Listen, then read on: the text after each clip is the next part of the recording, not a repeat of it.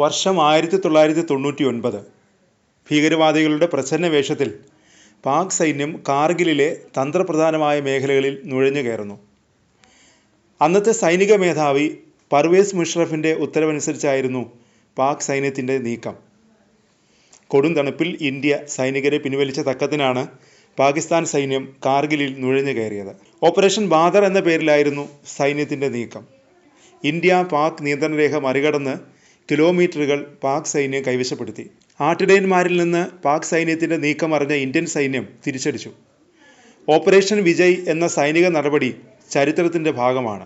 June 19 തുടങ്ങിയ ആക്രമണം July 4 tiger കുന്നുകൾക്ക് മുകളിൽ ഇന്ത്യ വിജയ പതാക ഉയർത്തുന്നത് വരെ നീണ്ടുനിന്നു. കാർഗിൽ പോരാട്ടം നടന്നിട്ട് 2 ദശകങ്ങൾ പിന്നിടുന്നു.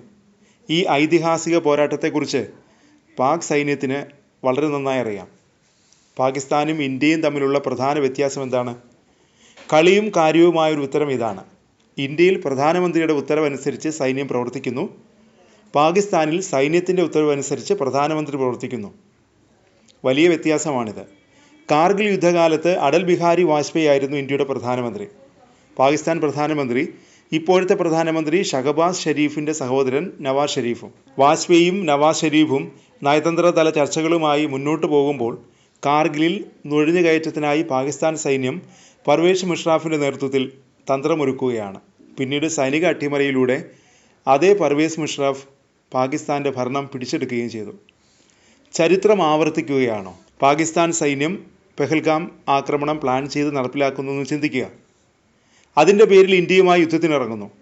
ഒടുവിൽ ദുർബലമായ പാക് ഭരണകൂടത്തെ അട്ടിമറിക്കുന്നു, ഭരണം പിടിക്കുന്നു. ഈ ഒരു സാധ്യതയും നിലനിൽക്കുന്നുണ്ട്. യുദ്ധത്തിനായി പാക് സർക്കാരിൽ സൈന്യം സമ്മർദ്ദം ചെലുത്തുന്നു എന്ന സംശയം ഉയരുന്നുണ്ട്. അത്തരം റിപ്പോർട്ടുകളും പുറത്തു വരുന്നുണ്ട്. പഹൽഗാം ആക്രമണത്തിൻ്റെ മാസ്റ്റർ മൈൻഡ് ആരാണ്?